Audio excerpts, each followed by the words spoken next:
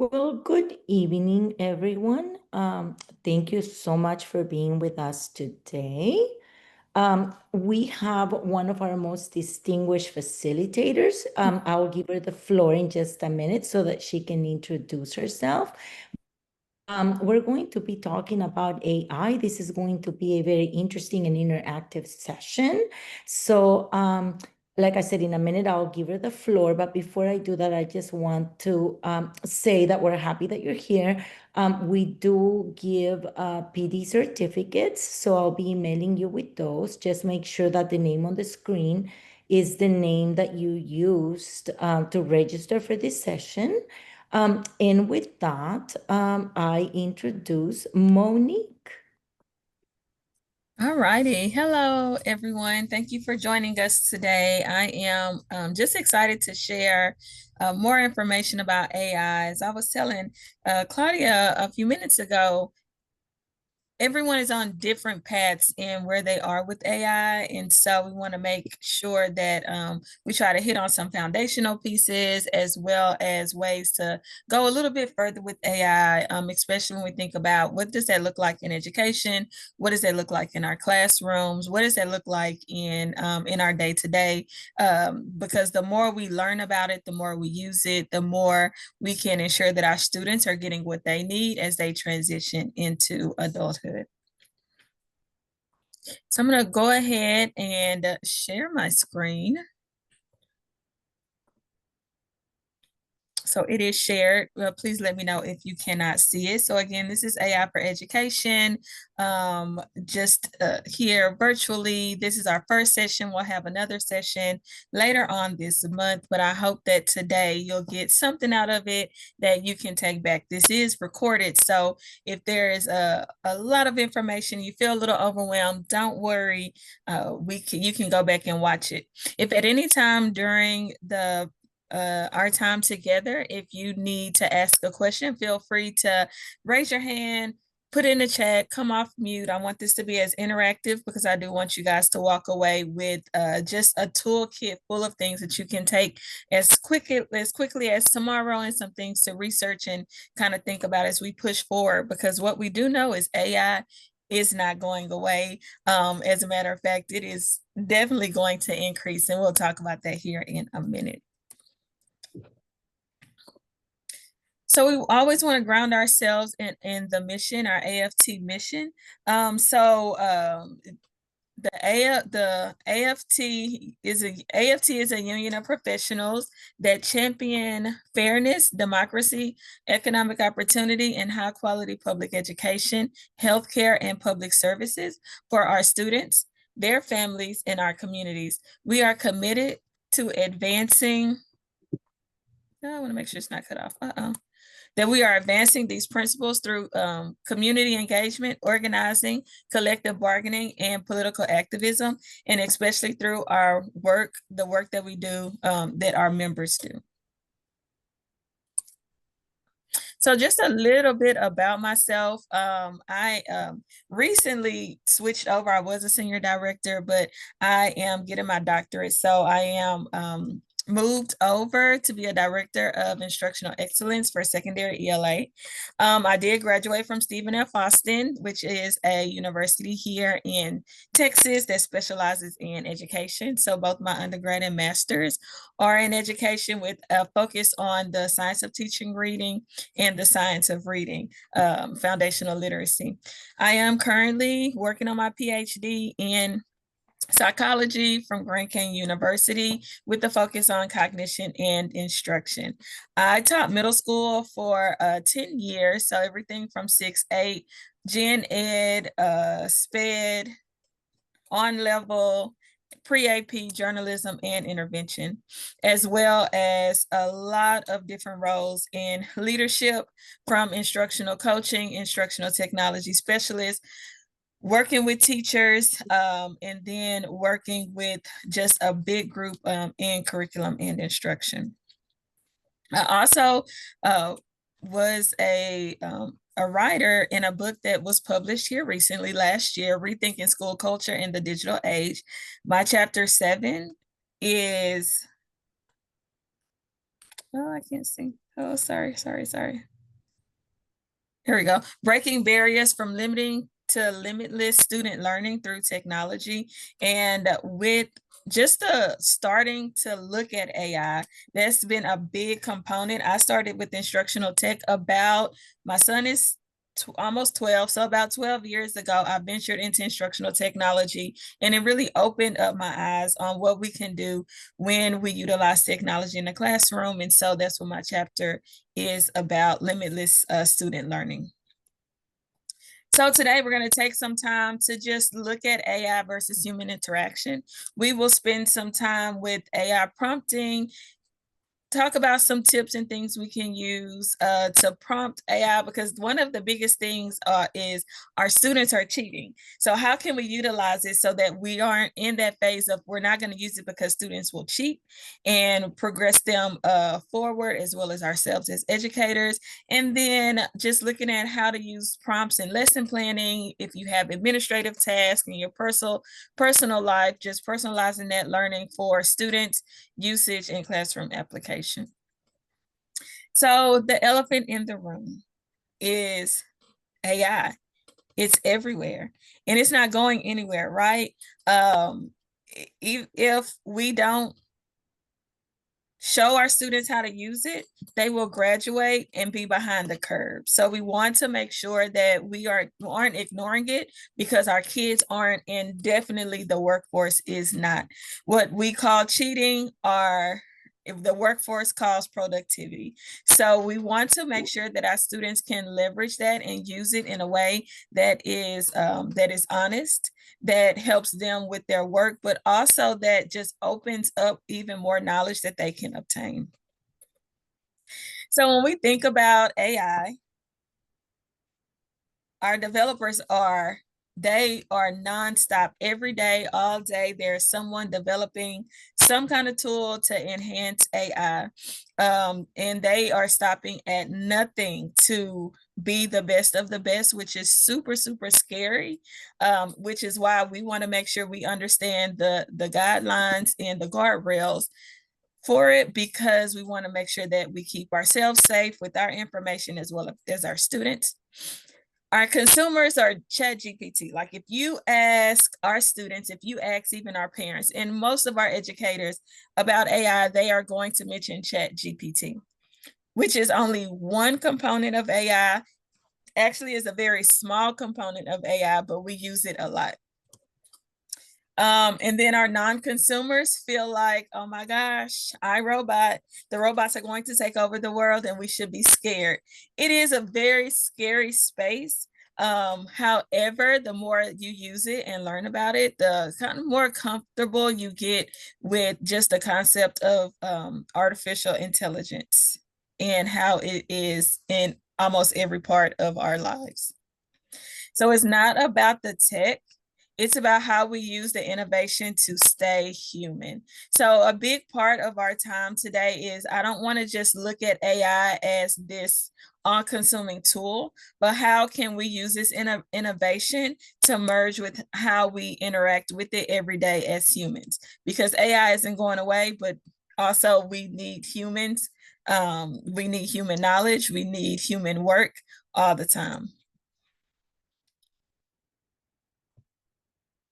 So it's not going to replace us, but it has changed the world forever. And there's no aspect of academic life that won't be affected by generative AI.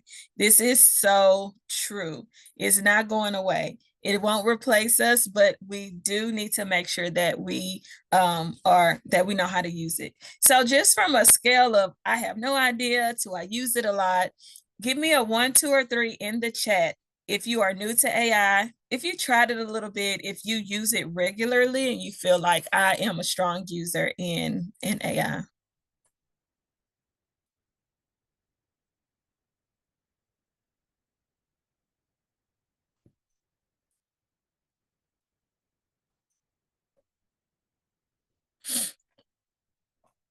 Okay, we have some 2s, we have a 1. Okay, great. And again, as you are listening in, taking notes, please feel free to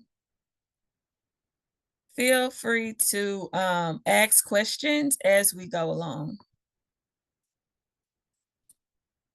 All right, human in the loop. So when we look at human interaction with AI, we want to first start with your expertise, your goals, and your insights. So for sure, we're going to talk a little bit about AI and prompt engineering. Our AI output, the AI steps in to enhance and analyze and to scale. So it takes what we are thinking and it helps us to be more efficient and the output of that. And then we can go back in, refine it, and make that final judgment piece. So AI is not the final product. It's not the final thing. We are going to talk about some ways to make sure we refine what we want so that we get what we need in using the AI. One of the biggest things that we do find now, especially in the education space, is our kiddos will you give them a question, you give them a word problem, you give them anything, they go and put it in ChatGPT. Whatever ChatGPT gives to them, they just paste it on their assignments, right? And you're looking at it and you're going, I know that my 7th grade student doesn't write like this, or they cannot fully explain what they're trying to say because they have just copied and pasted. So we want to look at ways that we can combat that.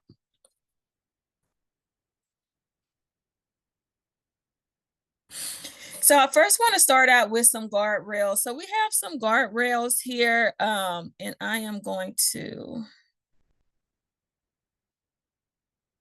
share this with you guys in the chat.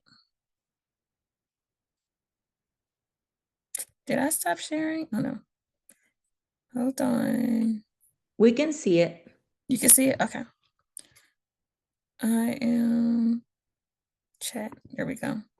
I'm going to share these guardrails in the chat for you guys so you can click on it. But this gives, so using a common sense guardrails is very important for us. They are continuously coming up with ways to make sure that we are being safe with our use of AI. And so you'll see guardrails all the time. So these are the guardrails that AFT have put together. But if you work in education, you might see the guardrails from Microsoft or Google or T-Mobile, depending on what your district uses in regards to safety for the internet. But we have all these guardrails that they continue to implement and then update all the time. Your district probably has something that they're using in district, but they're also ensuring that they are using companies who use it more wide scale. They're using those as well.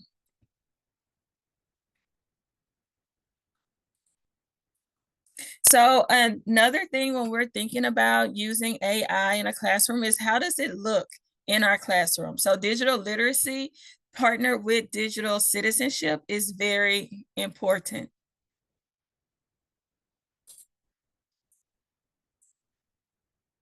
Okay. So with digital literacy, we want to make sure that it is effectively and we can effectively and critically navigate it. We also want to make sure that we are evaluating and creating that information. There are a range of technologies that we can use. How we use our digital devices, understanding the software, managing our online identities, which is so important. And always remember that if we're not paying for it with money, we're paying for it with our identities. So we have to make sure that we are managing that. And then how to be safe and responsible with online behavior. Also with our digital citizenship, which digital citizenship and digital literacy have been around for a long time. We've used technology, it's just increased, but how to make sure that we're using it responsibly and ethically, being aware of our digital footprint, respecting others' rights and privacy online, which AI has really come and disrupt that, that we're positive and respectful in our communication, and then contributing to the digital community constructively. Also, there are some benefits and limits, right? So when we think about use of AI in our classroom, some benefits is it does help us to work efficiently. It can reduce our workload and increase our student support it does service as an assistant. It helps us with ideas, and it does help us with our curriculum, and make sure that we can differentiate with it. We can write personalized plans with it. So lots of things that it can do. But a lot of times we focus on our limits, our limitations, and the concerning, right? Is it ethical? Our kids are cheating. How do we make sure that they're doing their own work? Also, the privacy and ownership data. So you may notice that in your district, there are certain websites that you can and can't use. They may have, like in my district, they have turned off all AI except for one AI platform that we use in district. And that's because of privacy and data.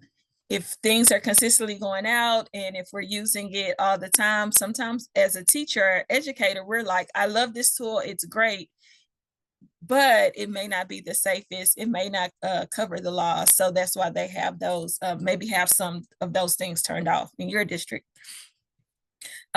If students are, if we're using AI, then we're not being as creative. We're not being critical thinkers. There are some biases that are out there that we, AI may or may not be aware of because it is just a machine. Then we feel like it's going to replace our jobs. Like there aren't going to be any jobs because they're all going to be AI. And then in reducing that human possibility. Also the time needed to learn, right? That's why you guys are here today. And then of course, our biggest concern as educators is the misuse by students.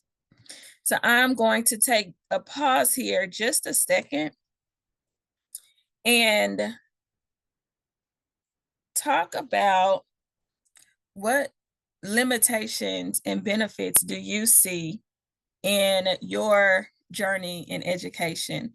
Feel free to come off mute and also to put it in the chat. But what benefits and or limitations do you see in your role as an educator when it comes to AI?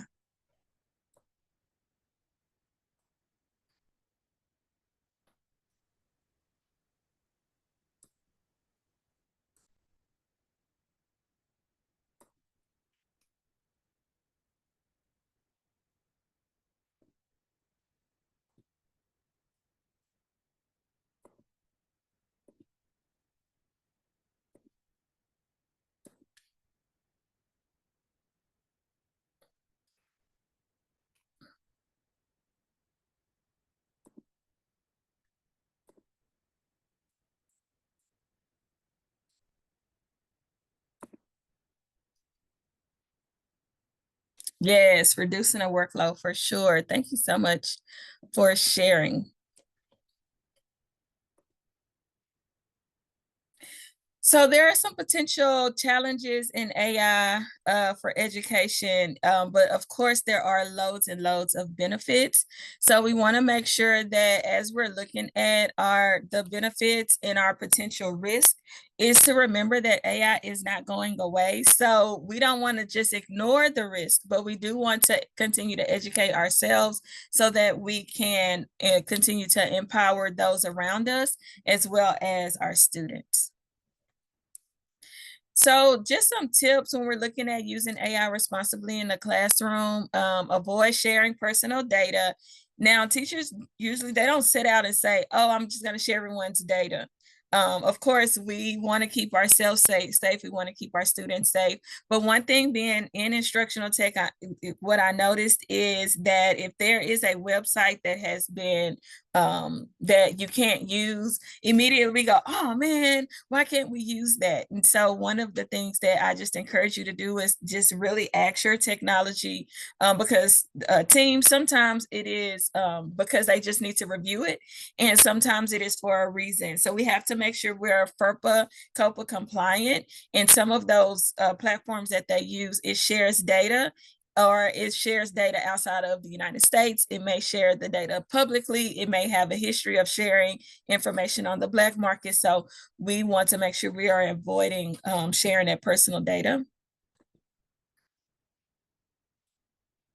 Yes, thank you for sharing. Definitely that personalized learning for sure. We also want to make sure that, of course, using those approved platforms, that we are tech responsible with our AI use. We're checking for tool transparency, and then we're reviewing those tools with the tech team. So again, you may go to a conference or you may come across an AI tool and you think it's very, very cool. Just make sure that you are reaching out to your tech team so that they can do the background. So there's a lot of background back and forth that goes between a district and the company to ensure that we are FERPA compliant, to make sure that it is safe for our data, not just our students, but ours as well. So before you are signing up for it, before you're putting in your credit card information, because you could also be at risk. So setting student expectations with AI tools is very important, because again, as much as we want to say don't use it, and I do, just in my job now, have teachers that will have their kids do a little bit of both, a little bit of pen to paper and some use on the Chromebooks or computers, which I love because students need to do both, but they can't do just one. So you want to shy away from students coming in and you're just saying, okay, kids, open your Chromebooks and go to Google Classroom, and then that's it. But you don't want to just have them on pen to paper all the time. But specifically when we look at AI, is making sure that we set those guidelines. Again, your district probably already has them, but have those AI agreements in your class is important. Also, ensuring that you have your that you are teaching students how to be transparent with what they're using with AI, and not just saying, oh yeah, I did it, but saying, oh yes, well, I use AI to help me in this way. And a lot of times it's teaching them how to do it. My son is a high schooler, and he was so surprised when his teacher showed him how to use it in a way that is useful for him in his dual credit class. Make sure that as much as we can, we're discussing the ethical use and the over reliance of AI and how that can harm us as humans in our development and learning things, especially our students who are going into the workforce. We don't want you to just copy and paste because you aren't learning anything, but we do want to make sure you're using it to enhance your knowledge. Model responsible use, and we'll go over it in just a little bit of how to model that responsible use and then reinforce the digital citizenship. So how do we stay human in a world full of bots?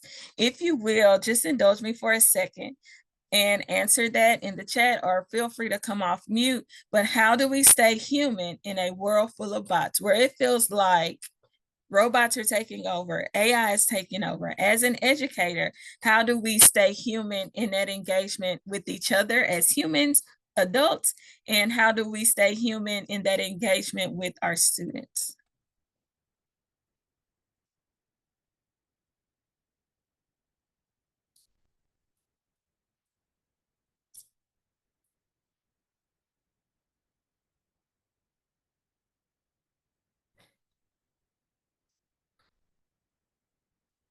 As you are typing in the chat, I'll tell you one thing that I have to really be mindful of and pay attention of is I use ChatGPT a lot, especially in my role last year when I had to do a lot of memos or professional letters, or I had to create a lot. And when I use any kind of generative AI, I don't use pleasantries. So I don't say good morning. I don't say thank you. I don't use any pleasantries. I just get right to work. So I have to remember that I have to be human and use pleasantries when I'm in my day-to-day work, and not just in walking and passing by. I am cordial, but when I'm like in deep in thought, or I'm on some type of task or assignment, something I'm doing, I can forget those pleasantries. So my way of staying human is to ensure that I am stopping, pausing, being cordial, and having that human to human interaction, even if I'm feeling overwhelmed or bogged down by tasks.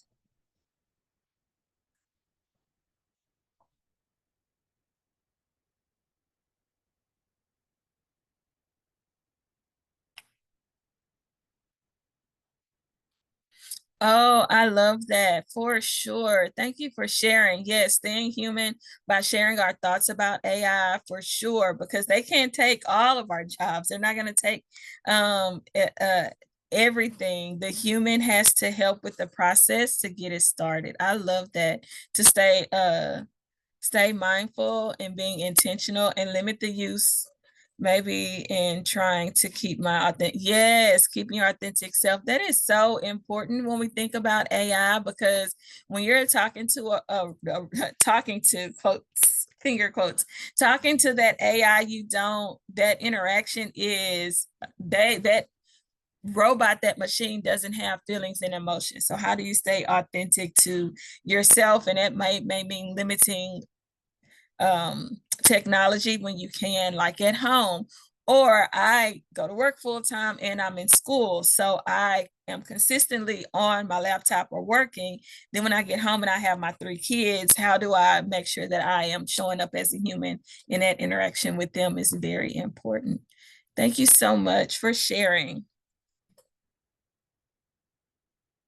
Oh, yes, I love that. We're going to talk about that here in just a minute, is continue to interact with your AI for sure. So human versus tech. And what I love about this, and just all the research I've done so far with AI, is we have human interaction, we have tech, right? That seems to be consuming our everything. But what does that look like with that empowerment together? So if we can really utilize it and learn how to utilize it well, we will be empowered. I feel like I am the smartest than I have ever been, because I have so much access to information, even more so than when we just had Google. And I was just talking to my sister the other day about how AI has transformed, because we are both getting our doctorates at the same time. So we're always studying, always writing, always talking to each other about, what are you writing? What is your research? Read over this, revise this for me. And we talk a lot about, how did we get our master's, our undergrad without AI? It really has empowered our knowledge. Oh, thank you so much. I'm taking it one class at a time, one assignment at a time, and it is not easy, but I'm gonna keep trucking. They say at some point it'll be over, so we will see. But thank you. Technology is not the solution, humans are. So that's one of the biggest things as we move into our next portion of just really looking at how to utilize technology, but how to keep, even with our students, when they are trying to cheat, when they are trying to cut a corner here and there, just reminding them that we will forever need humans, right? Like, the robots cannot do everything.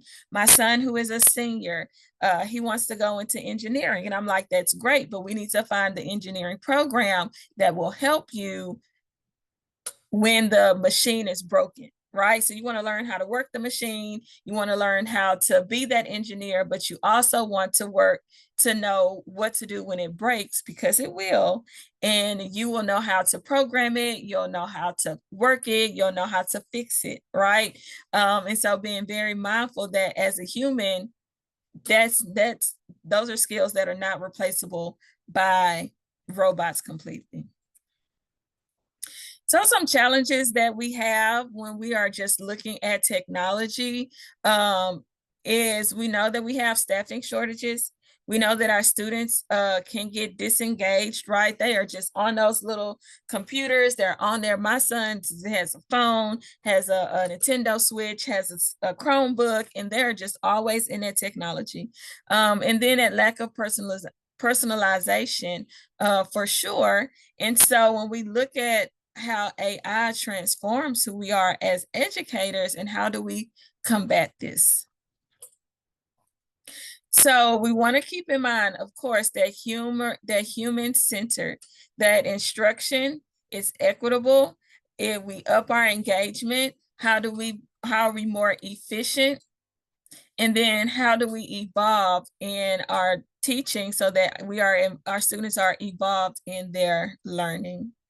So we always think about who's at the table, when you are at school and you're having conversations about AI, who is at that table with you? Are those the ones who are like, yes, this is how we use it, or I'm very, very scared, right? We get a lot of I'm very, very scared about it, even if it comes out as, well, we don't need it because kids are going to cheat. We don't need it because it's just going to make us dumber.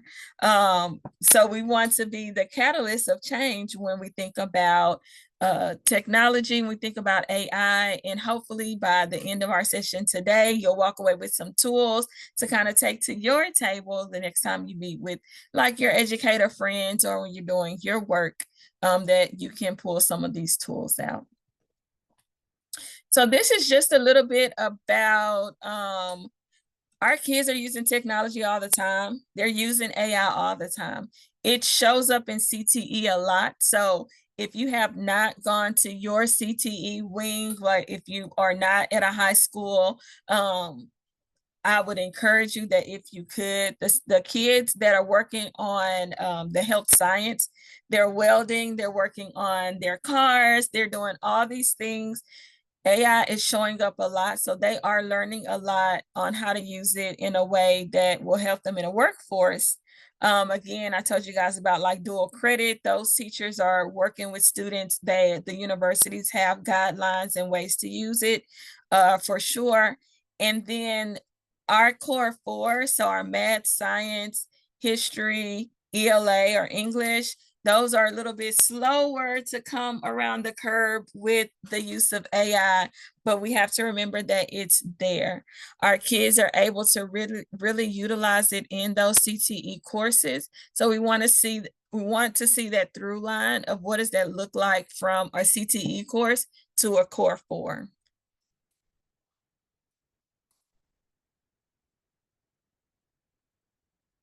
So AI it makes us more efficient. So this is how many? Raise your hand. Me, I can raise my hand high. When I was an English teacher, this is what I felt like it looked like. Compared to now, our schools are using a lot of online material, right? And AI is helping to grade. AI is helping to create, to differentiate. Our kids are on those personalized pathways. For sure, AI plays a big part in that. And if you are not aware, it is going to increase in the next couple of years. We will see a big shift in the part that AI plays in educating our students. It's going to increase drastically. So here's what we have learned so far. And again, this is a platform where your personalized pathways, if you use iReady, I know a lot of schools across the country use it, but if you are using it iReady, it has those personalized pathways. It's grading the stuff. It is creating that pathway depending on how students are performing. That we know that helps us to with our groupings, that help us to know where students are, and they're using it a lot. If it's not already, you may use something else, but for sure that has come in. Hi. It has really come in like just a windstorm. It's not going away. Something else, if you are not using, well, this is Kongmingo. It's through Khan Academy, and it is an AI-powered tool that we are able to use now, but maybe you don't have Khan Academy or you aren't using that, but maybe if you are using another platform, and this just means that within that platform, it is giving you different tools that you can use to differentiate, to write lesson plans, to plan for yourself, and things of that nature. Also, we have different tools. This one is Sibme that can go in, and you can record a lesson, and then it can give you feedback based on whatever the tool is that you use to get evaluated on. So they are using it a lot across the nation as well. So lots of tools show up in education all the time, and I'm sure you guys know. So this is only 3. If you know of a tool, or if you're using, what are you using in your classes or in your everyday work that uses AI. You can put in the chat, feel free to come off mute if we have a brave soul that would like to do that. But what are we using in our everyday classroom or professional life that has to do with that AI has a big part, plays a big part in it?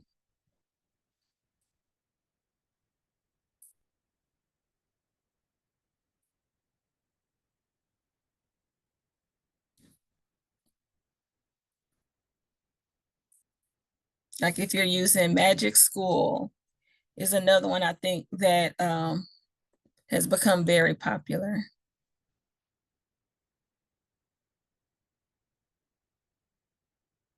It's okay if you haven't all the way embraced it. You just keep on keeping on. Grammarly, yes, I use Grammarly so much.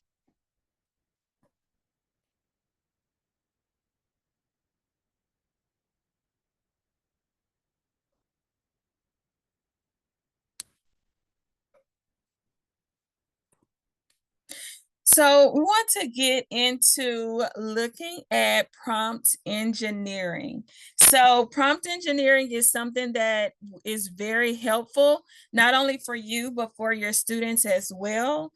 And so there's a science that comes with prompt engineering. So just let me know in the chat if you are familiar with prompt engineering. Give me a yes or a thumbs up. If you're not, you can give me a I don't know, you give me a mind blown, whatever emoji, and or how much do you know about prompt engineering? Like from 0, I know nothing, to 5, I'm an expert.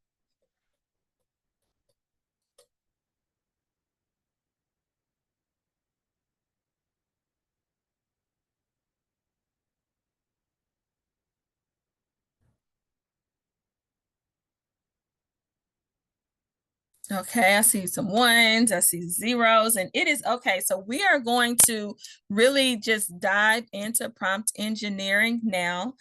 So hopefully you can just bump up your knowledge on prompt engineering, because this is something that I use a lot, but also that I teach my students how to use it, teach my own kids how to use it, and it is transformative. So generative AI, prompt engineering, from artificial intelligence to information augmentation. That artificial intelligence is what the program, the platform does. The information augmentation is the human side of it.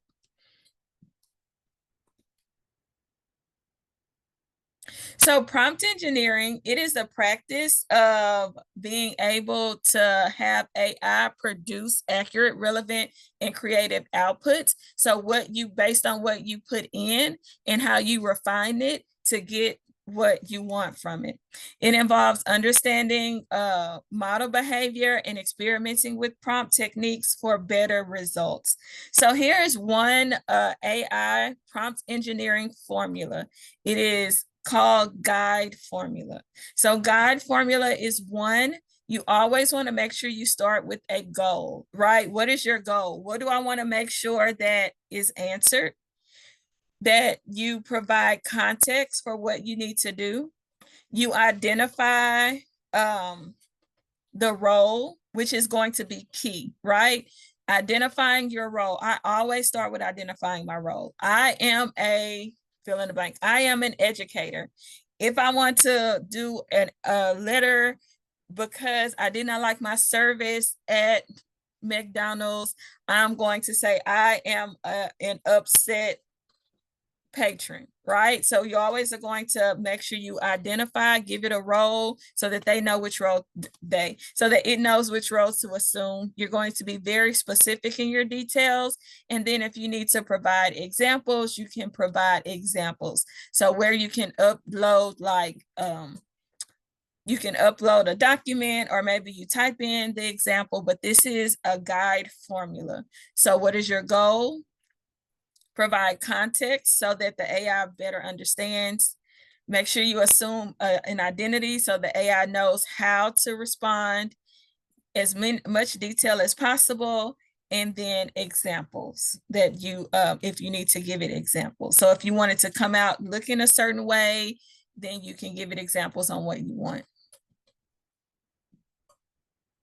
So with the prompt engineering, I see. Yeah. Oh, cool, cool, cool. Definitely at the end of our session today, I'm going to give you the slide deck so you can go. I'm going to show you another prompt formula that you can kind of toy around with too.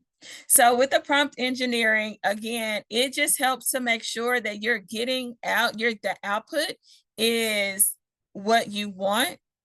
And it's important because you want to make sure that it's accurate and relevant as much as possible. And it is okay to give it a prompt. That's not what I want. Revise it this way. What I love about AI is, have you ever had to ask someone for help? And you ask them for help, and then you're like, oh, I need some more help, but I really don't want to bother you again. So you kind of try to figure it out on your own. With AI, you don't have to worry about that. Like, I can ask it to do the same thing 50 different times and it won't get attitude with me, right? And that is okay. That is part of making sure I get what I want and that it is learning me along the way. That's awesome. Chat. How it works again, you're going to put in exactly what you want, and then that iterative process is refining that prompt over and over until you get the model response that you want. You want to make sure that it has specificity. You build context, give examples, again, and then an iteration process of adjusting and refining. Okay, so then here we have some examples. So in chatbots, crafting prompts to guide a chatbot to respond in a specific tone or provide detailed information. And the AIs are getting so advanced. You know, if you're using AI, it gives you something and then it asks you, well, do you want me to put in a one pager? Would you like for me to craft it this way? Do you want it in a PowerPoint? So it does that as well, but you just continue to have that conversation, quote unquote, with the AI till you get exactly what you want. And it can also, if you are someone who's looking at data, which that is where I am, I have to look at a lot of data sets and do a lot of data analysis, it will help with that. So let's talk about some vocabulary real quick, because we use a lot of the tools and sometimes we don't know some of the vocabulary. Like at first, I didn't know what ML meant. I did not know what NLP meant. And when you see it, sometimes it shows up as an acronym.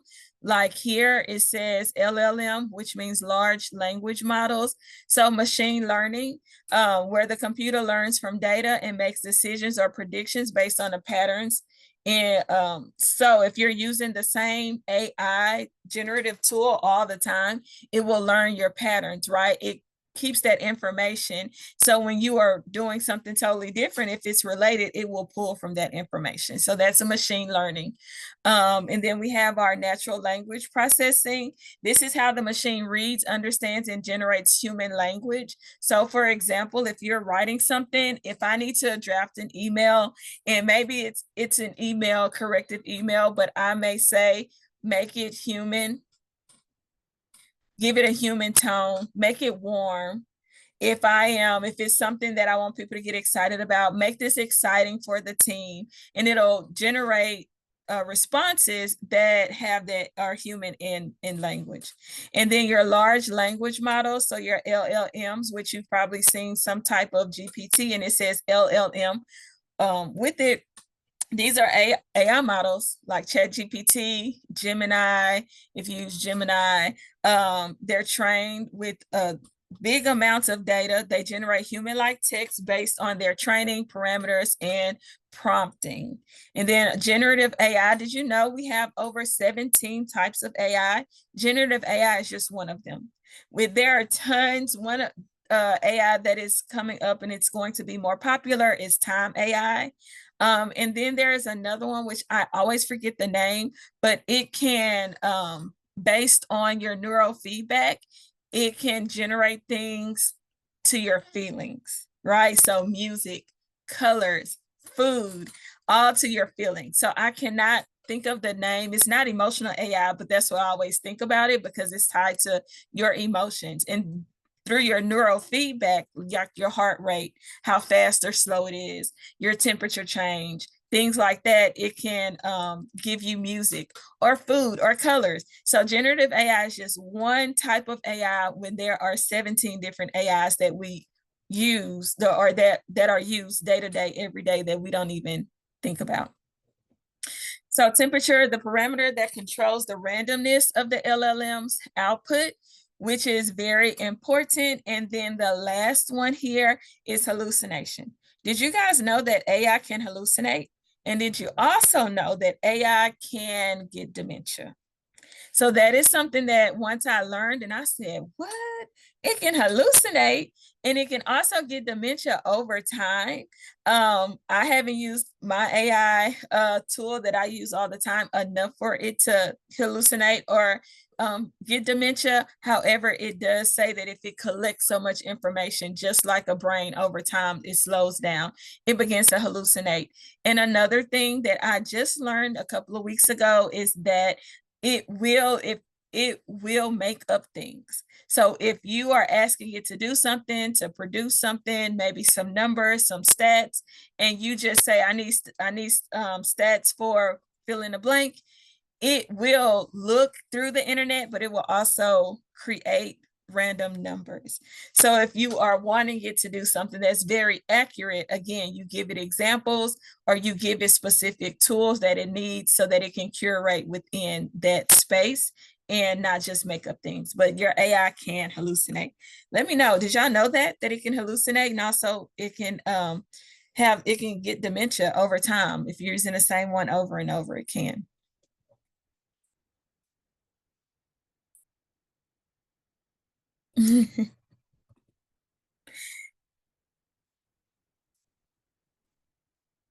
So here's another model for your prompt engineering. Because it's not going to think for you. We always remember that our AI is a generator, that it doesn't create the information, it just generates what we ask it to. So prompt framework, this is the 5 S's. And again, this is really along the lines of the other one, the guide formula that we use. So it's no right or wrong, you just kind of find one. If you're a teacher, and you want to have one in your classroom, like you want a guide for your students, then feel free to kind of use either one. Both of them will help refine your prompting. But set the scene. Again, you're going to give it context. What exactly do you want for your AI chatbot to do? You're going to be very specific about what you need it to do. You want to make sure that you simplify your language. So be very clear in what you want it to do in the way that you are you're inputting that information. You can use a conversational approach. You can make sure you use simplified language and avoid unnecessary jargon, right? Like I said, I don't use pleasantries, but that's just me, because what I did, it was a lot of formal writing. And so I didn't use pleasantries because sometimes it didn't need to have the niceties, it needed to get straight to the point. And also, if you're going to be doing something where you're using a lot of acronyms, you want to make sure you either spell those acronyms out or you give where that acronym comes from. For example, now that I work with KIPP has its own language. And so whenever I'm typing or I'm putting in something for them, I have to make sure I'm very specific, and the KIPP network, because then it will pull from things that are within the KIPP network. So just kind of keep that in mind, because I know in education we have a lot of acronyms. The next one is structure the output. How do you want it?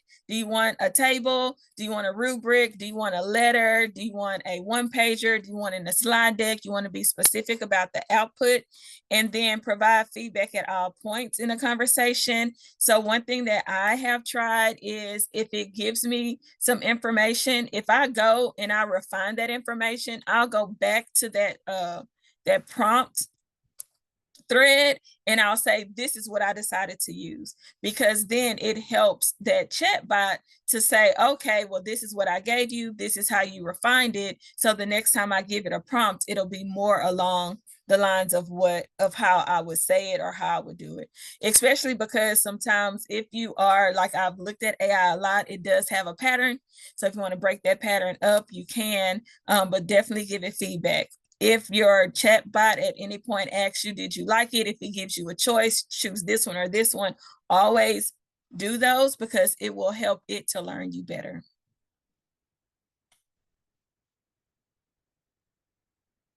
So when we think about our using AI, and we have our cognitive loads, right?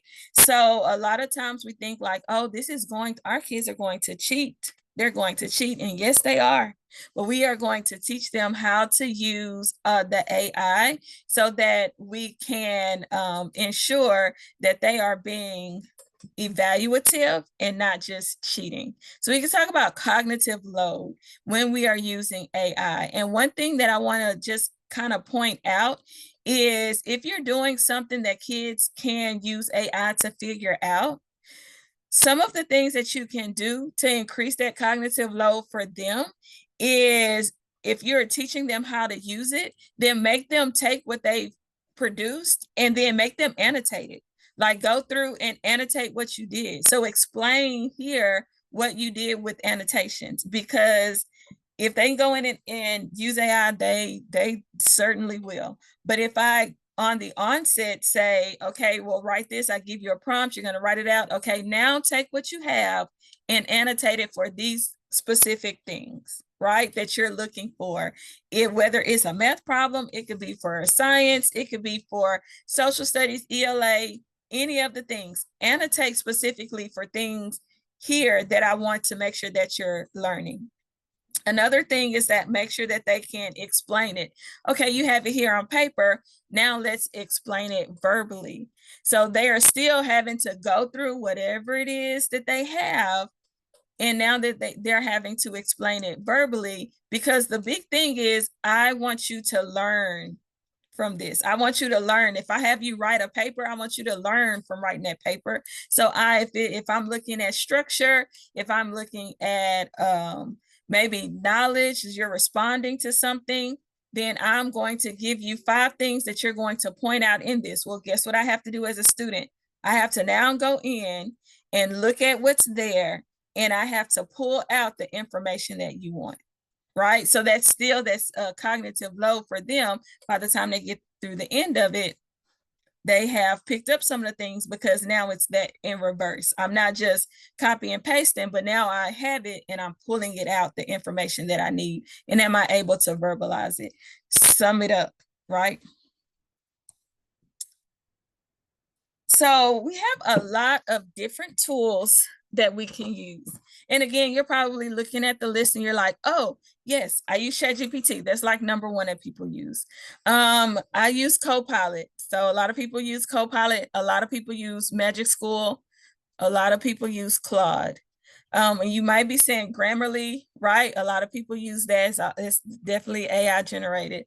But a lot of our tools now come with some type of AI that is embedded within. So I love that for us, because we don't have to go and do all the different things. We can have it right there, especially if our districts, if they pay for it. Right? Do you see something on here that you use? Or maybe you see something here that you don't use, you've never heard of, and you're like, oh, I think I want to try that. So one thing that I want to kind of take you to right now, a lot of people know ChatGPT, so we won't go to that one. But I want you to, yes, Quiz has embedded some good AI stuff. They really have embedded some good AI. And it's crazy to see Quiz where it was compared to where it is now. I remember when it first came out. Okay. Yep, Wayground is Wayground used to be something else. Wayground Quiz now, or Kahoot? It's one of them. I know it got renamed. Yeah, Quiz is Wayground. Yes. Yep. So one of the things, is anyone here familiar with Notebook LM?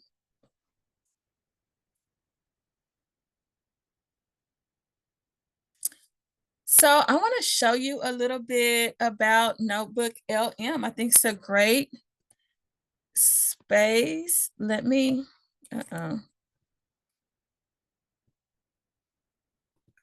let me stop sharing real quick, and then I am going to reshare in a second.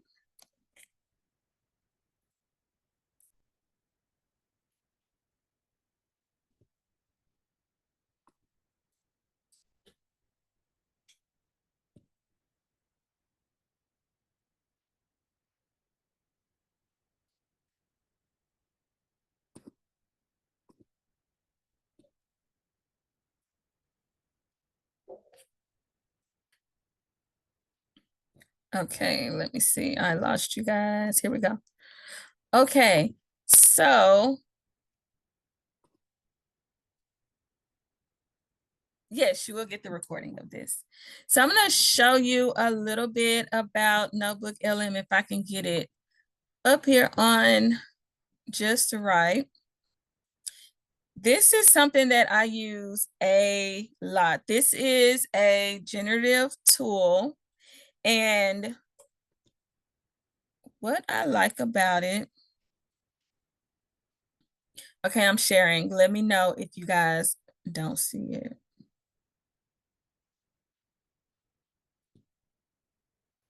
Okay, so Notebook LM, all I did was just Google Notebook LM, and then I already have a login, so I'm here. But what it does is I can get a new chatbot, but I'm gonna go to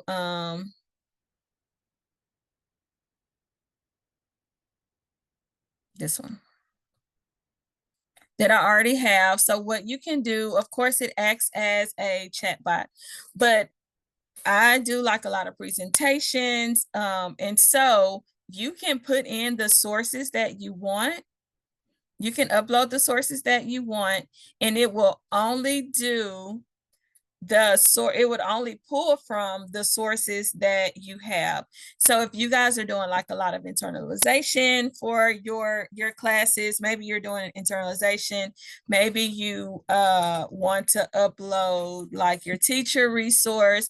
Maybe sometimes if I am presenting, or like I have to train a lot, or I have to model a lot, and I want to internalize really well, then I will put the sources.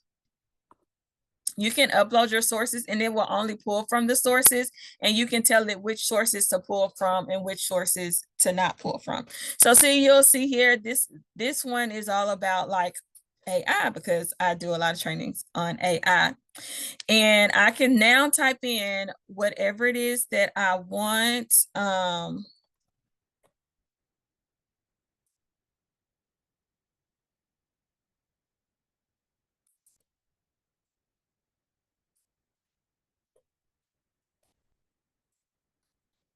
So I put in create 5 tasks for PD over AI that my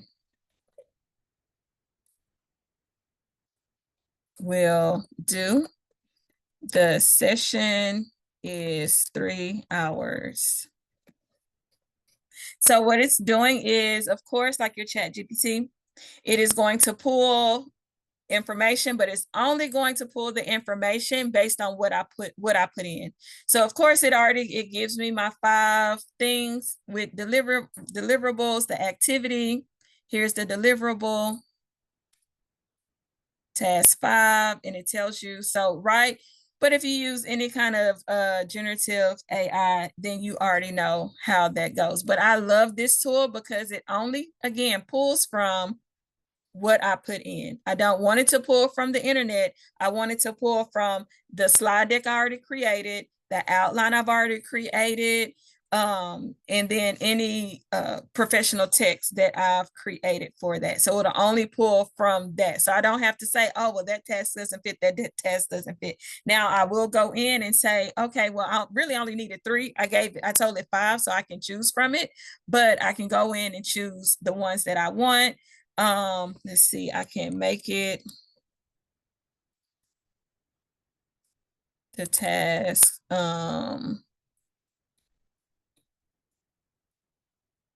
Make the task clear.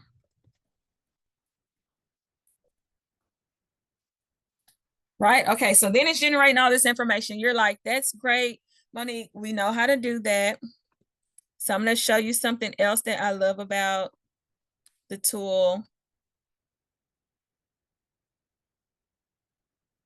Let me scoot my screen back over. Go away. Okay. So now that I have this, it made it a little bit more concise, but then I'm going to go over to my studio. And in my studio, there are some things that it has. It creates a quiz, flashcards, reports. It does a mind map for me. So if I wanted to do a mind map, it'll generate that mind map.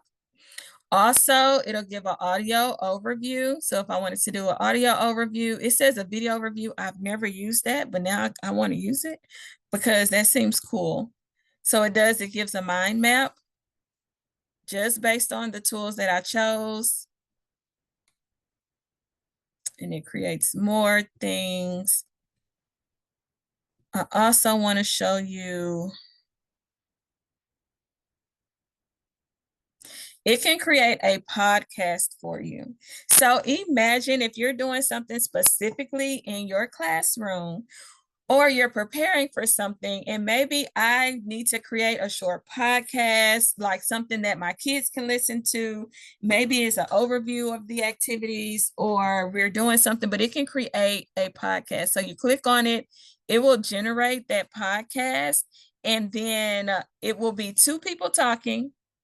In just a couple of minutes, it will have it. And let me see if I have something that I've already created. Does it look like? Let me see if I share. I'm already sharing, but let me make sure that in my sharing that the volume is on, because I want you guys to see this.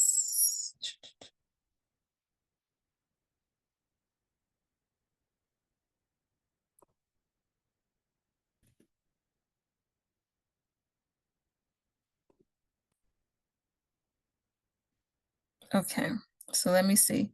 That one is still thinking, but I'm going to show you this one, which was created a while ago, just because that one is still thinking.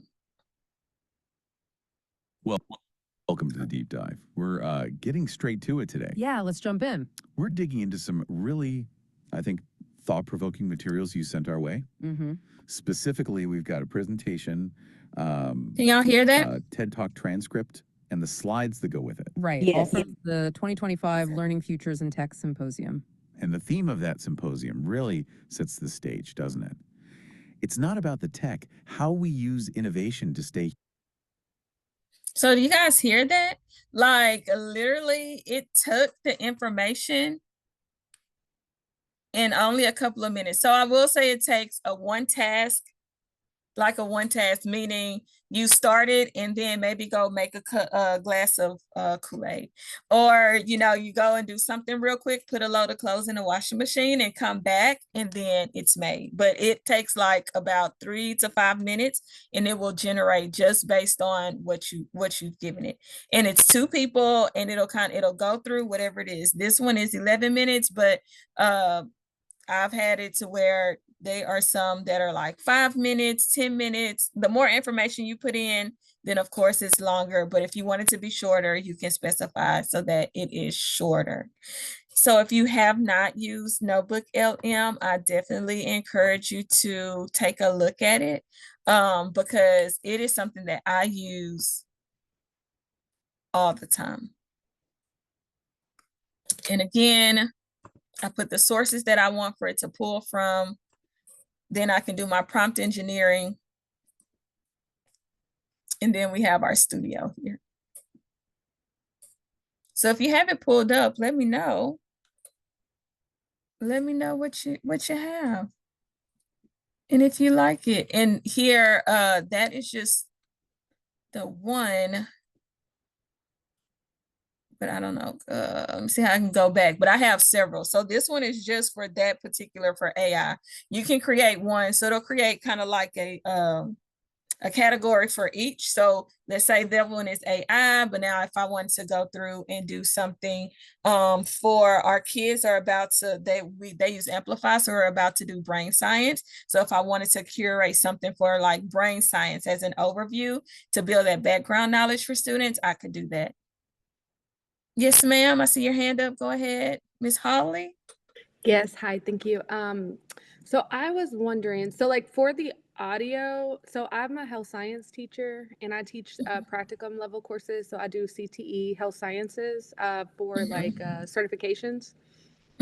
So I was trying to think of like how, because I like the fact that you said like you can use specific resources to like what exactly I want them. Like, so if we have a specific curriculum or textbook or PowerPoint slide, right? Like it'll pull tasks from that, which I really like because like with Chat GPT, you know, it pulls from everywhere and sometimes it doesn't align. Or like if I make like a lesson plan or something, right? It'll pull it from all these other things. And so I like that.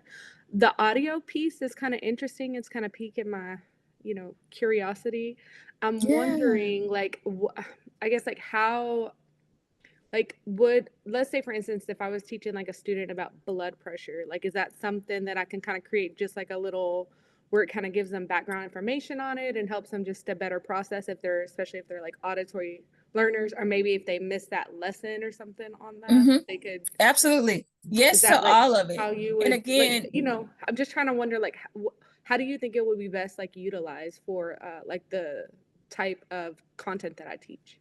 yeah, for sure. And I think especially for your content because it is so language rich, right?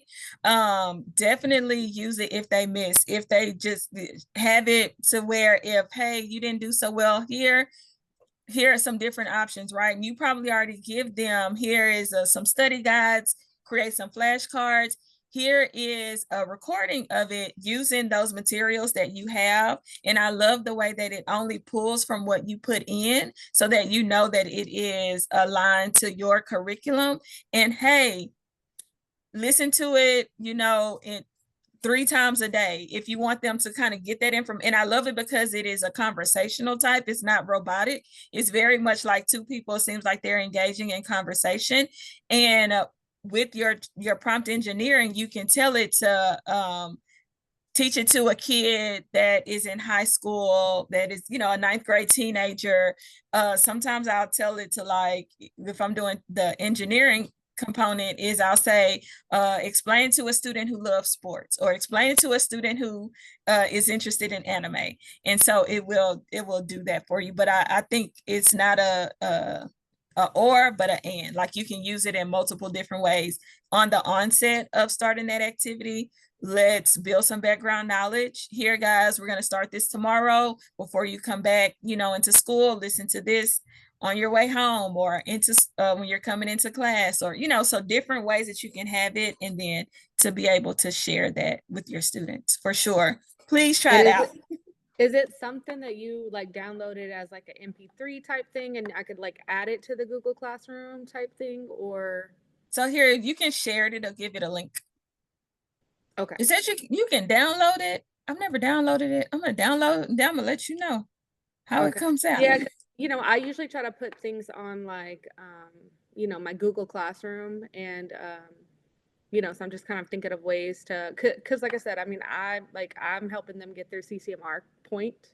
And so there's a lot of pressure for I teach 11th and 12th graders to get their certification. So I'm trying to find ways to like reach them and, you know, like, you know, especially we have like a lot of attendance type stuff, and I don't know. Yeah, for sure. So I downloaded it and it came to the media player on my computer. So you can share it as a link, and or you can download it and it came, and then I guess like upload it in different places. Okay, cool. And then do you find that for this specific platform, like the free version is sufficient, or do you think like in order to have like a better quality? I've only used the free version. Okay. So all of this that I'm showing you is on the free version. Now, I don't know if it gets shinier with the paid version, but I already paid for a generative AI tool, so I hadn't needed to pay for this yet, and I've used it for probably a little over a year. Oh, okay, okay. Yeah, because I know like I use ChatGPT and I've tried a couple of like I've tried to dabble with the other ones, but I do find that they're not as like easy for me to work with because probably I'm just not as familiar. And so, I also have considered maybe buying like the paid version of like ChatGPT just to make life a little, easier. But I mean, I definitely don't want to have to pay if I don't have Yeah, for sure. For sure. to. I still pay for them because I use it so much just in my job. And then, of course, being in school, I use it a lot. But definitely, I would say try the free version of the Notebook LM. And then, depending on how much you use it, I don't even know how much it costs. That's how much of the free version I use it all up. And it's been good to me so far. So definitely. Yeah, ChatGPT will cut me off for the day, because I like Yeah, to it will. use it to guide me. So do you pay for the paid version of ChatGPT? I do. I Do you do. Because I use you, it so much. you find it worth it? I do. Okay, a lot of people do. I've been considering it. But I use it so much that it like that $20, I feel like I'm stealing at this point because I use it so much.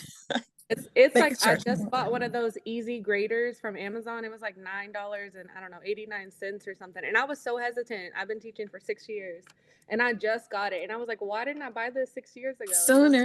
Yeah. $10. Right? Like, so, I'm thinking, thank you. Yeah, for sure. For sure. Thank you so much for asking those brave questions. If anyone else has a question, let me know. Come off mute, put it in the chat, because I do want you to walk away with some tools and just some understanding that'll help you even more. But that is Notebook LM. I do want to show you. Let me go back. I do want to show you another one. It's called 11's Lab. Let me try to go to it.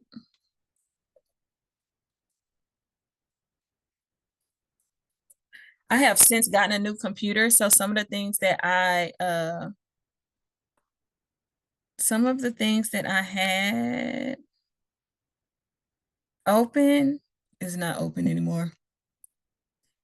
Let me see. I don't want to sign up. I want to sign in.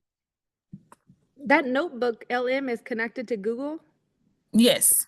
Oh, okay. Yeah, because it's like, sign in, single sign in type thing. Okay. Mm-hmm.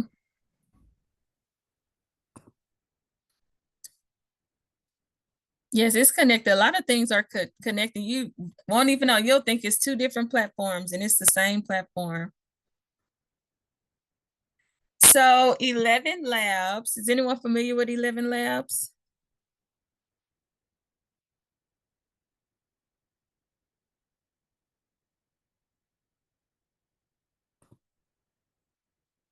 Okay, so this is another tool that could be very helpful for you. And again, so I'm not going to show you just a whole bunch of different tools because there are so many, you can definitely get lost in the sauce. But this one I really enjoy. Can y'all see my screen? Please let me know if you can't see it. But this one I really like because like Notebook LM, you can just pull from what you want. But I wanted to show you like the 11 Labs agent. Yeah.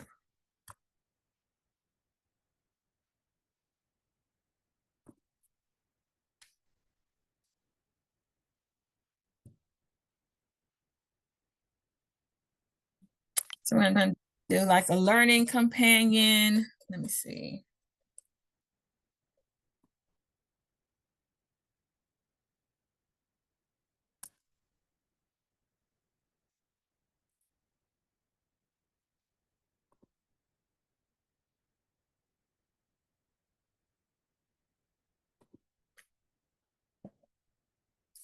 Let me see if I can create it. So what you do is you create an agent, and that agent is really like a thought partner in what you want to talk about. If I did it right, hold on. Let's test the agent. So I'm going to call my agent. Hi, I'm excited to explore the fascinating world of the brain with you. Where should we start? Can y'all hear that? So, hello, I am a middle school teacher, and we are doing a project over brain science, and I want to build some background knowledge in my 7th graders before we get started on the unit. That's great. Brain science is such a fascinating topic, and I'm happy to help you build some background knowledge for your 7th graders.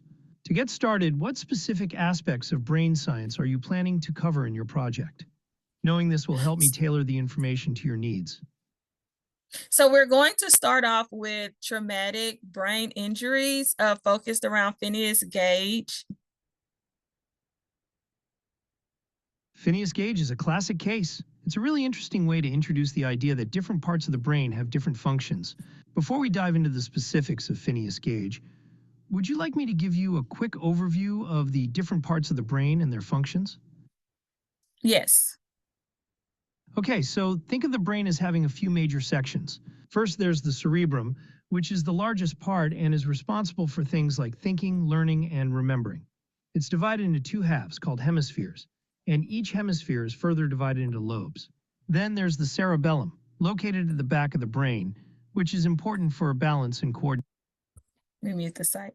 So do you see how that one works? Pretty neat, right? So you can use this in a lot of different ways. So I use it so if you have a teacher that wants to build background knowledge for themselves or create something for students, like our kids are legit going into brain science in this next unit. They are going to be studying Phineas Gage, who suffered this big brain injury, and it affected his life, his temperament. And so they're using that to spark just looking at different functions of the brain, and it's going to be amazing. So if I want to build background knowledge, I could, or if I wanted to create something. And what I love about this tool is that it engages me in conversation. It gives me suggestions, but I can ask it questions. So see, it broke down the components of the brain. I could ask it about psychology. I can ask it about how brain and learning, how injury affects the learning of the brain, and you can go back and forth with it. That's just one of the tools, but that is something that I really enjoy about 11 Labs, is having that Think Partner agent to give me some ideas. And that tool is called 11's Lab.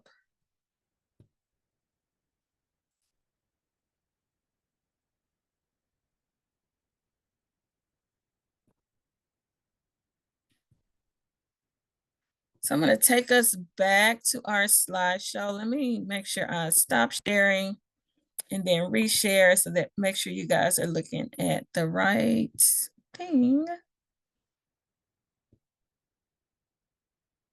Okay, so some of the other things we can look at with prompt engineering, kind of like how I did with 11 Labs, but you can do that with any prompt, any AI that you're using. Or if your students are able, like if they have Magic School Kids or they're using any type of agents, you can have it ask you questions. So you can go into your GPT and you can type in whatever. So I could put in the same prompt that I gave 11 Labs. My 7th graders are starting a unit on brain functions and traumatic brain injuries. Ask me questions to help me build content knowledge. Or your students can have it ask you questions based on a specific prompt. So if they are writing a research paper, or maybe extended constructed response, or they're doing some research, you can have them put in the prompt so that the AI can ask them questions, and then they go in and now they are utilizing maybe the text that you have given them or the resources that you have provided for them to answer those questions. And as they're answering those questions, as they spark new questions, then they can put those prompts into the GPT and have that conversation, whether it's verbal or if it's typed in.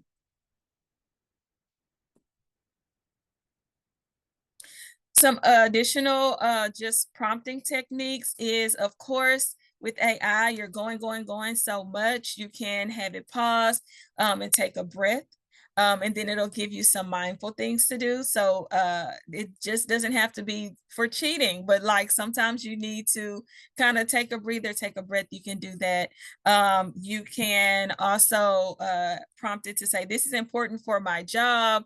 If maybe you or your students are trying to find out more information, then it'll give you it'll give you an output based on that. You can also ask it to explain its answers. So if you prompt it and it responds in a certain way, whether it's mathematical, scientific, historical, you can ask it to explain the answer, and then it'll break down why it explained it that way, which has been really good. I've used that quite a bit in my GPT, is to explain why did it answer in that way. That helps you with your prompting of, this is what you gave me, and this is why I explained it this way. And then it'll give you some tools on how to better prompt it to get an answer that you want if it's not what you want. So those are some neat tools to use when you're prompting your AI tool. And then here are some tools that, of course, you're going to get these. I'm going to share. I can actually share it now. I'm going to share the slide deck with you guys, so that you have it. Let me copy it.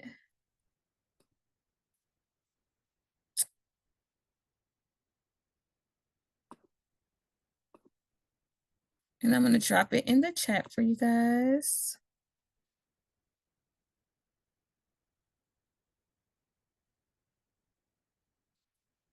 So that you have it, but these are just some tools. There are a lot of information that continues to come out around AI. AI for education has a lot of different resources in their library, but they also have some webinar series that you can go back and look at. So as you're continuing to learn and learn and learn more about AI,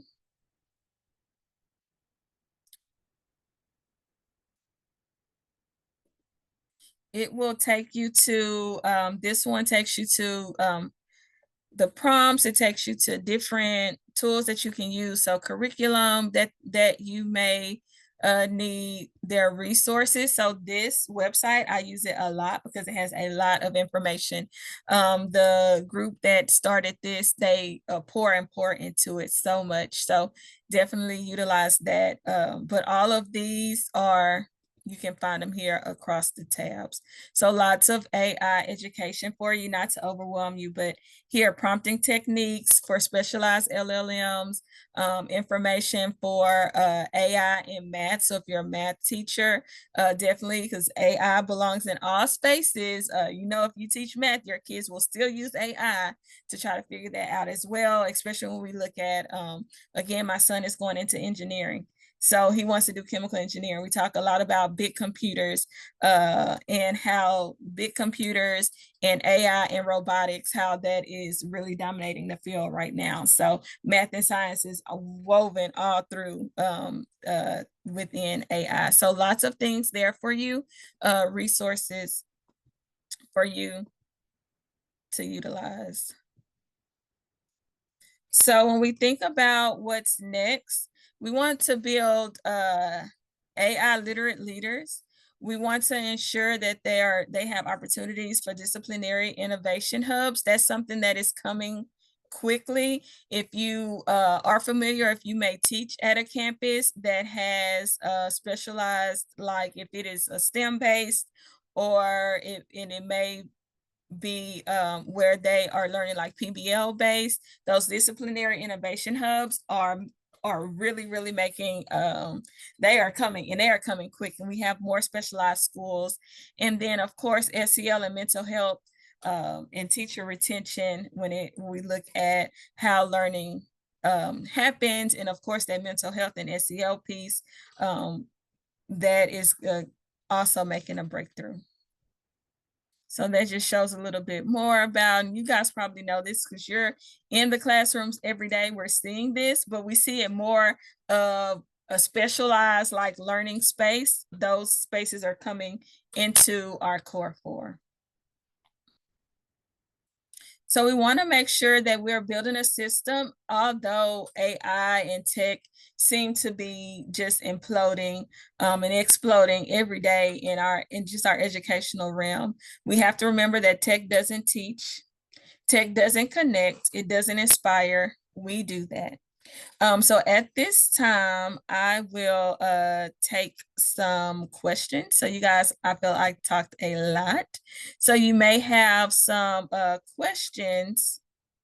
Oh, I'm so happy. Oh, thank you so much. I'm gonna keep pushing on that doctorate.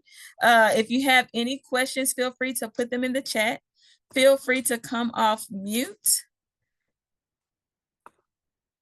Ask your questions. I do want to make sure we leave space to be able to engage in some conversation around AI.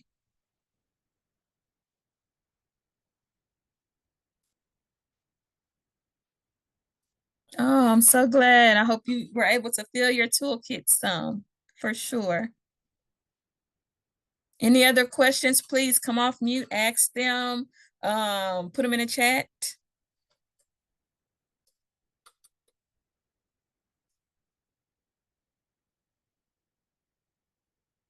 If it's something you want me to show a little bit more of, I can, or if you want to see a different example, I can do that as well.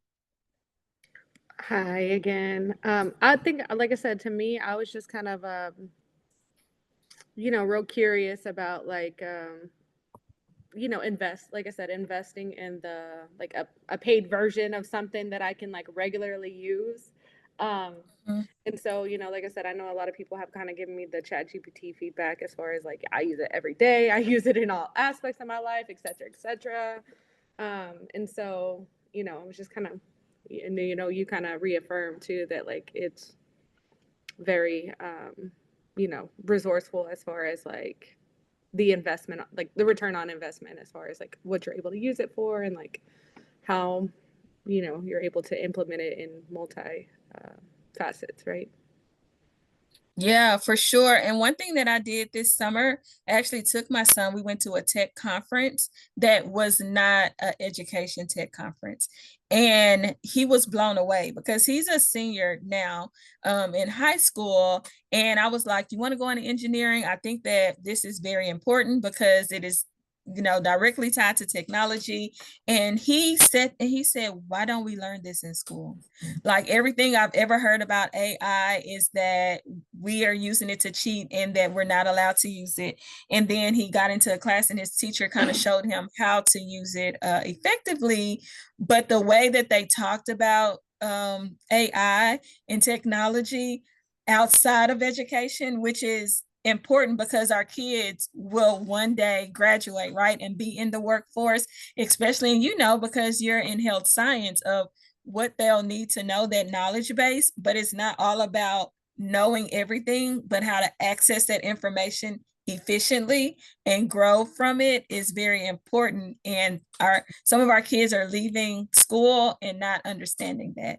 So I think, it's important. I thank you for saying, I'm not sure, but I want to try, because those CTE courses are definitely a space where kids are taking that knowledge that they've gotten in a core for, and they're applying it, right? So you see kids and they haven't had good science teachers, or they haven't had good math teachers. You're like, you can tell because they're taking all that knowledge and applying it. So being able to utilize AI for sure for that reading, that research, and gaining knowledge is important. Yeah, and I will say even so I went to a health informatics, like a conference. So I'm a TWU student. I'm in a healthcare administration program. And so I went to one of the informatics conference recently, and they were kind of just talking about how like it's even evolving in a lot of the workspaces, especially in medicine, because they're using it too for like to teach people, to bring more like case studies, and then also like diagnose people faster. And so like that industry as well, like healthcare uses a lot of technology. And I mean, I don't know what it's like for like I hear some student feedback as far as like what they're doing in other spaces, but I know, yeah, like definitely for us, like we use a lot of technology. I use a lot of simulation, as well for our equipment and our mannequins and, you know, things like that. So I'm trying to be better so I can better simulate the environment as well, you know, for them. And so, you know, I got Yeah. some new tools to use. So thank you for that. Yes, thank you. Thank you for sharing your thought and being brave in this space, because it can be so fast, right? And it seems overwhelming, which I know that there are a lot of tools out there. So I didn't want to like bring 50 million tools, because I always feel like if you show me 50 things, I'm going to do 0 of them.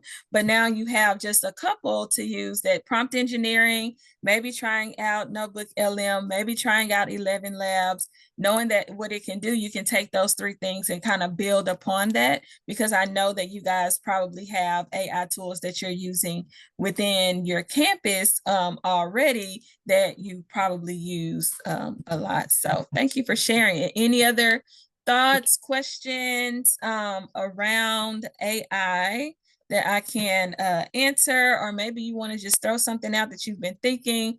This is a safe space for you to be able to do that. It doesn't matter if you're a novice, like you completely don't know, or maybe you want to share something that you have used here lately. I have one more question. So I know this one says it's session 1. So is there going to be other like things that are coming that build on it, or is it going to be like just repeat of, you know, just giving additional people opportunity to attend? Do you know anything about That's that? a great question that I will volley over to Claudia, because there is another session coming on the 28th. Am I correct, Claudia?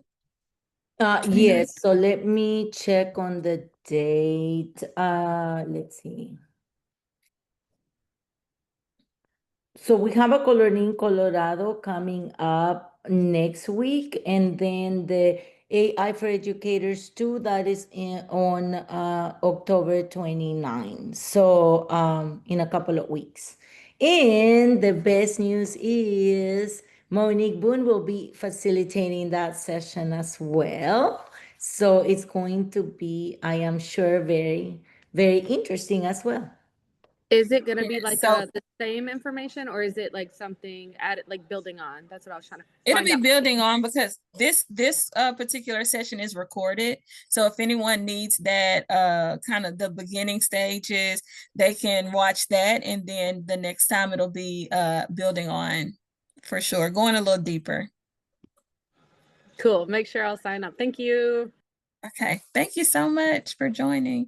If you have any other questions, thoughts, put them in the chat, come off mute. I am going to, let me share my screen one more time, because I don't think I, where's the share? To make sure you get my information. So here is my email. So if you need to email me or want to email me, you can follow me on X, formerly known as Twitter, if you're still on that crazy space. Also in LinkedIn, you can find me. Monique D. Boone is my name. You'll see my picture pop up. Then again, we're doing another AI for Education session number 2 on October 29th, which is a Wednesday. So not next Wednesday, but the Wednesday after that. And I gave you a link to the slide deck. So you already have that in the chat. And then I'll make sure I share it again for you so that you have it. And if there are no other questions, I will turn it back over to the wonderful Claudia. Thank you, Monique. Thank you, everyone, for being with us today. I'll be sending you a follow-up email with, the information you received today, and also how to access the video from our YouTube channel. So I will also be sending out certificates of attendance. We are TA accredited, so those certificates will go with your T-test domain 4. And if you have any questions, feel free to reach out. Again, we thank you for your time, and thank you, Monique. I have a lot of notes and a lot of new knowledge that I need to process. So thank you for providing us with a great session, and I'm looking forward to the next one.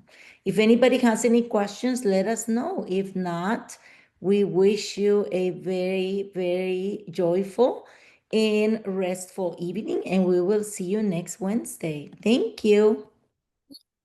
Thank you, guys. Thank you, Monique. Take care, everybody.